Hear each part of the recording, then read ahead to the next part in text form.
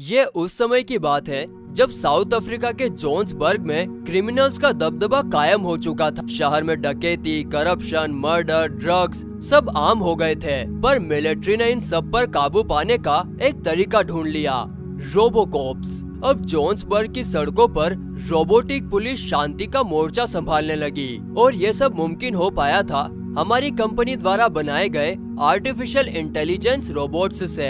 ये robotic police बनाना मेरी पहली बड़ी सफलता थी। मुझे हमेशा से ही हाई लेवल आर्टिफिशियल इंटेलिजेंस में दिलचस्पी थी। हालांकि मैं आज भी इसी कोशिश में हूँ कि मैं ऐसे रोबोट्स बना पाऊँ जो सोच भी सकते हो और महसूस भी कर सकते हो। इस पर मैं बहुत तेजी से काम कर रहा हूँ और सक्सेस मुझे इतनी दूर भी नहीं दिख रही। मेरे द्वारा प्रोग्राम्ड रोबोटिक स्काउट्स आज बेहतरीन तरीके से काम कर रहे हैं। इन रोबोट्स को मैंने हैकिंग से बचाने के लिए एक बुलेट प्रूफ गार्ड की सिस्टम बनाया है, जिससे इनका सॉफ्टवेयर मेरे अलावा कोई अपडेट नहीं कर सकता। कई बार हमारे रोबोट्स के क्रिमिनल से फाइट्स के दौरान उनके कुछ पार्ट्स खराब भी हो जाते हैं, पर हम उन्हें रिपेयर करके उन्हें दोबारा से ठीक कर देते हैं। हमेशा की तरह आज फिर हमारे रोबोट्स बखूबी मिशन कंप्लीट करने के बाद लौट आए थे। हमारा एक स्काउट नंबर 22 अक्सर मिशन से डिफेक्टेड होकर आता है। हम उसे रिपेयर करते हैं और अगले दिन फिर डिफेक्टेड। ऐसा लगता है कि उसकी किस्मत ही खराब है। अभी फिर उसे रिपेयर करके मिशन पर भेजा गया है, पर आज फिर वही हुआ, नंबर 22 डिफेक्टेड। लेकिन इस बार मामला संगीन था। नंबर 22 बुरी तरह टूट फूट गया था। हमारे रोबोटिक स्काउट्स के बेहतरीन प्रदर्शन से खुश होकर पुलिस फोर्स ने हमारी कंपनी को और भी रोबोटिक स्काउट्स के ऑर्डर दे दिए थे। सब मुझे सफलता के लिए बधाई दे रहे थे, पर मुझे पता था कि मेरा काम बढ़ने वाला है। मैं जब फैक्ट्री पहुंचा तो पता चला कि स्काउट 22 को मिशन के दौरान क्रिमिनल्स ने उस पर आरपीजी से हमला किया, जिससे उसके बहुत से पार्ट खराब हो चुके हैं। अब वो रिपेयर से ठीक नहीं हो सकता, इसीलिए उसे रिसाइकलिंग के लिए भेज दिया गया। शाम को काम से घर पहुंचते ही मैं फिर काम में लग गया। मैं पिछले 944 दिन से ऐसे हाई लेवल इंटेलिजेंस रोबोट्स बनाने पर काम कर रहा हूँ जो सोच भी सकते हो और महसूस भी कर सकते हो। ऐसे रोबोट्स बनाना हमेशा से मेरा सपना था। सुबह के 5:20 हो चुके थे और मैं सफल हो गया। मैं ऐसी प्रोग्रामिंग करने में कामयाब हो गया था। बस अब मुझे एक रोबोटिक बॉडी चाहिए थी जिस पर मैं ये प्रोग्रामिंग इंस्टॉल कर सकूं। मुझे तुरंत स्काउट नंबर 22 की याद आई। मैं भागते हुए फैक्ट्री पहुंचा और उसे रिसाइकल करने से रोक दिया।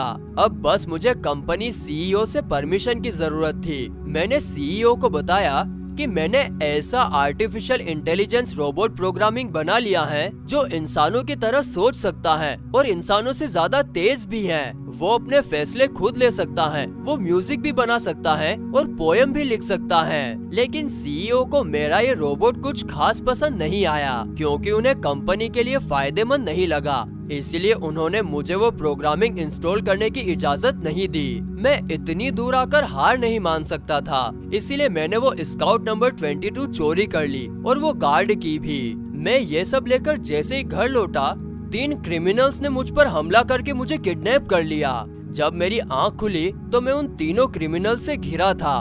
उन्हें ये पता चल चुका था कि मैं रोबोट्स बनाता हूँ और वो मुझसे उन रोबोटिक पुलिस स्काउट्स का रिमोट मांग रहे थे, क्योंकि हमारे रोबोटिक पुलिस ने क्रिमिनल्स की दुनिया में खलबली मचा दी है और वो क्रिमिनल्स उन रोबोट्स पर काबू पाना चाहते हैं। उन लोगों ने मेरी गाड़ी की तलाशी ली और उन्हें वो रोबोट मिल गया जो मैंने कंपनी से चुराया था। वो तीनों क्रिमिनल्स मुझे उसे स्टार्ट करने के लिए धमकाने लगे।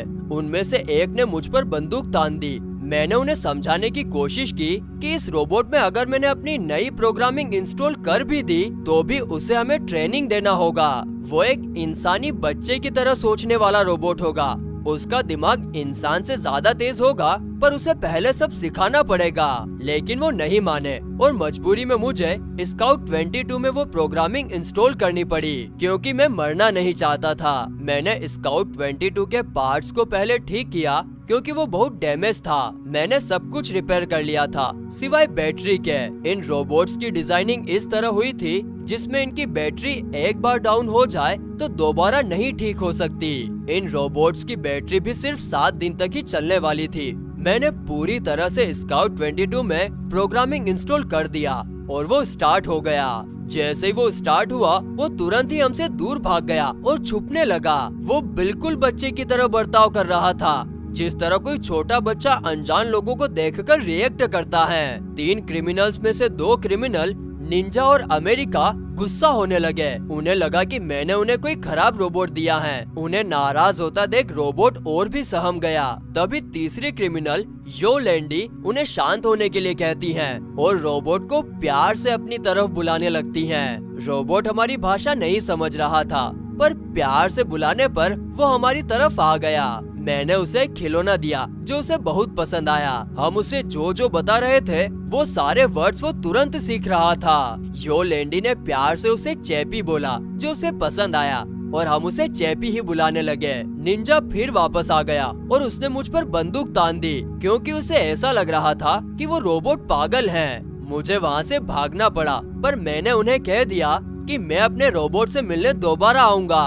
अगले दिन सुबह जेपी आसपास मौजूद सारी चीजों को एक बच्चे की तरह समझने की कोशिश कर रहा था, पर क्रिमिनल्स को उससे एक ही मतलब निकालना था। ये तीनों क्रिमिनल्स कल हुए रोबोटिक पुलिस से एनकाउंटर के दौरान ड्रग्स डिलीवर नहीं कर पाए थे और सारे ड्रग्स पुलिस के हाथ लग गए थे, जिसके बाद ड्रग डीलर ने इनको 1 हफ्ते का समय दिया है उसके पैसे लौटाने के लिए, और इसके लिए इन्हें बहुत से पैसे चाहिए ताकि ये अपनी जान बचा सके और रोबोट का इस्तेमाल कर ये चोरी कर पैसे कमाना चाहते हैं। निंजा ने चैपी को टीवी पर कार्टून देखते हुए पकड़ लिया और वो उसे बंदूक चलाना सिखाने लगा। चूंकि उसकी प्रोग्रामिंग एक छोटे बच्चे जैसी थी, इसीलिए वो पहली बार बंदूक देखकर डर रहा था। मैं ऑफिस में बच्चों को किस तरह सिखाते हैं ये अपने कंप्यूटर पर सर्च कर रहा था। तभी वहाँ विंसेंट आ गया। विंसेंट भी कंपनी में मेरी ही तरह इंजीनियर था, पर मेरी और उसकी कुछ खास बनती नहीं थी। वो मुझसे रोबोट्स की गार्ड की मांगने लगा,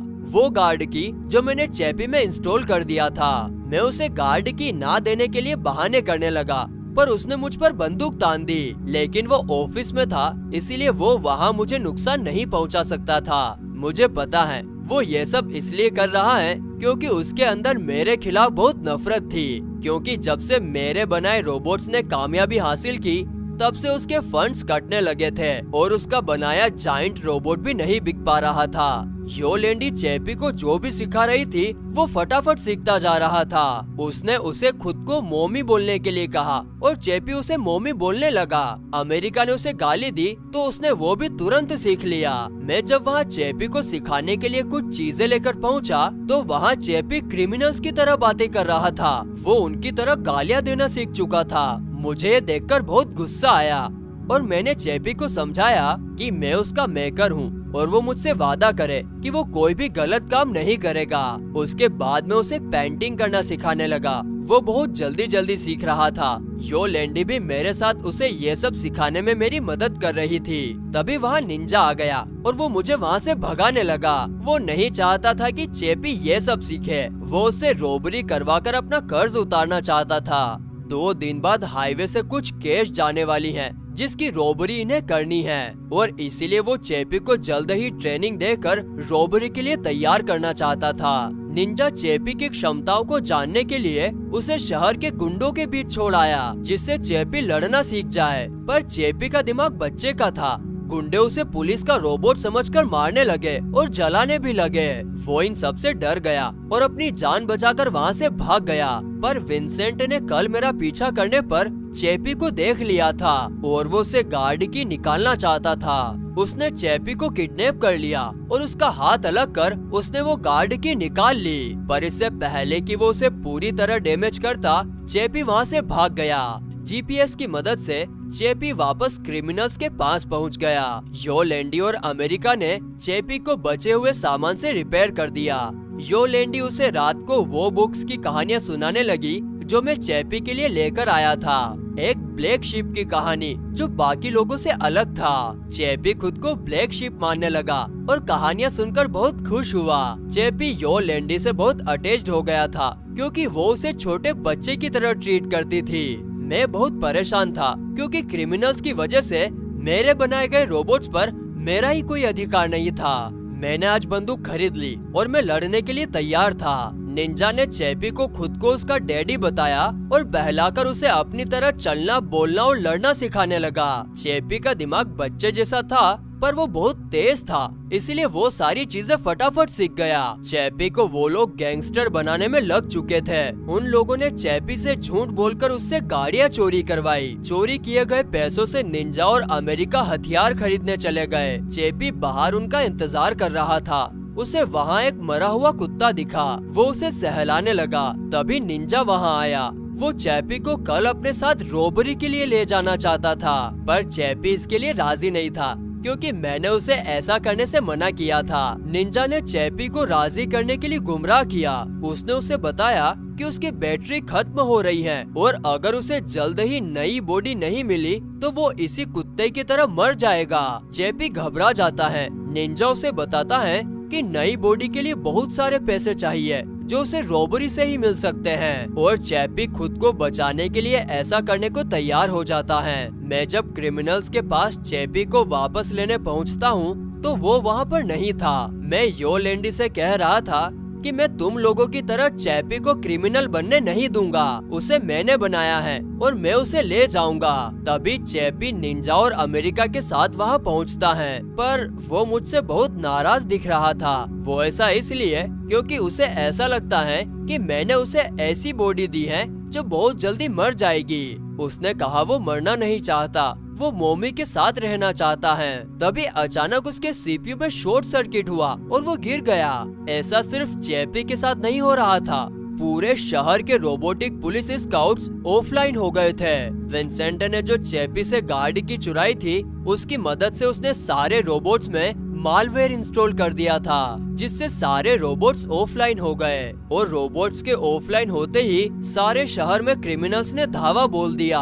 हर तरफ हाहाकार मचने लगा और हमारी कंपनी खतरे में आ गई। विंसेंट ने ये सब उसके बनाए गए रोबोट्स को मार्केट में लॉन्च करवाने के लिए किया था। इस मौके का फायदा उठाकर वो मुझे और मेरे रोबोट्स को निपटाना चाहता था। मैं जब फैक्ट्री पहुंचा और मैंने देखा कि सिस्टम में मालवेयर इंस्टॉल हो रहा है, तो मैंने तुरंत ही उसे कैंसिल कर दिया। चैपी दोबारा से स्टार्ट हो गया। चैपी वहाँ मौजूद रोबोट्स को देखकर उनके जैसी बॉडी की जिद करने लगा। मैंने उसे बताया कि वो दूसरों की बॉडी में नहीं जा सकता, पर उसने कहा वो ऐसा कर सकता है। वहाँ एक हेलमेट था जिसे पहनकर इंसान का दिमाग पढ़ा जा सकता था। चैपी वो हेलमेट लेकर भाग गया। चैपी हेलमेट की मदद से खुद को नई बॉडी में ट्रांसफर करने के तरीके ढूंढने लगा। उसने योलेंडी को भी हेलमेट पहनाकर एक्सपेरिमेंट शुरू कर दिया। रात से सुबह होने तक उसने हल ढूंढ निकाला। सुबह हो गई थी और वो रॉबरी के लिए तैयार हो गया। क्योंकि उसका एक्सपेरिमेंट सफल हो गया था, अब बस उसे एक बॉडी चाहिए थी। मैं ऑफिस में मालवेयर का पता लगाने की कोशिश कर रहा था कि तभी टीवी पर मैंने रिपोर्ट देखी। चैपी निंजा, अमेरिका और योलेंडी के साथ रॉबरी कर रहा था। विंसेंट ने कंपनी के सीईओ को जाकर चैपी के बारे में बता दिया, जिससे सीईओ मेरे खिलाफ भड़क गई। उसने मुझे और चैपी को खत्म करने के लिए विंसेंट को उसके जायंट रोबोट को शुरू करने की इजाजत दे दी। मुझे पता चल गया था कि चैपी को मारने के लिए विंसेंट अपने जायंट रोबोट भेज रहा है, और इसीलिए मैं कंपनी से बहुत सारे हथियार लेकर चैपी की तरफ बढ़ा।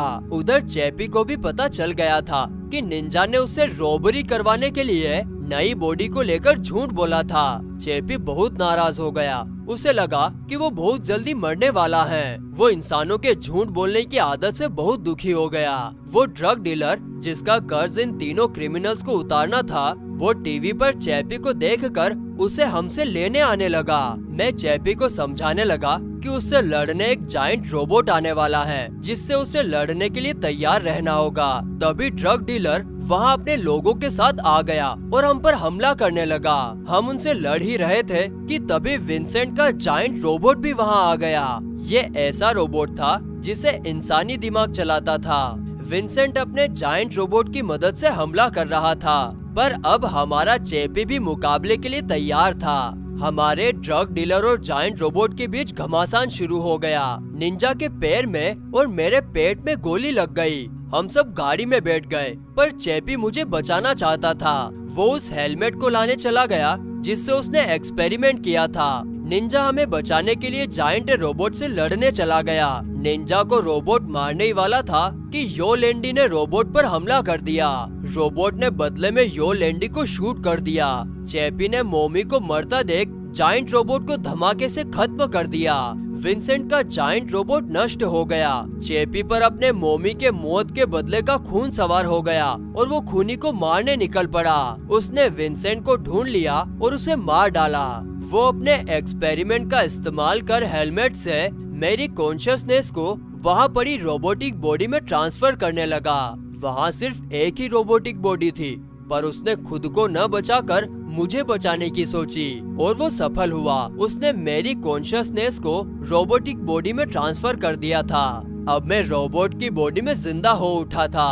अब मुझे चैपी को बचाने के लिए कोई बॉडी ढूंढनी थी। मुझे याद आया कि शहर में हजारों रोबोटिक बॉडी मौजूद हैं। हम उनका इस्तेमाल चैपी को बचाने के लिए कर सकते हैं, पर पुलिस बाहर आ चुकी थी और हमारे पास वक्त बहुत कम था। मैंने तुरंत एक बॉडी ढूंढ ली और हमने चैपी का कॉन्शियसनेस उस बॉडी में ट्रांसफर कर दिया।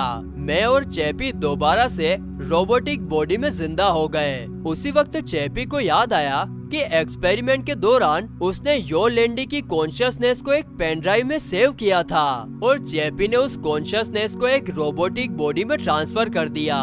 पूरे शहर की पुलिस अब चैपी की तलाश में थी, पर चैपी ने खुद को और अपनी मोमी को ब्लैक शिप बना लिया था।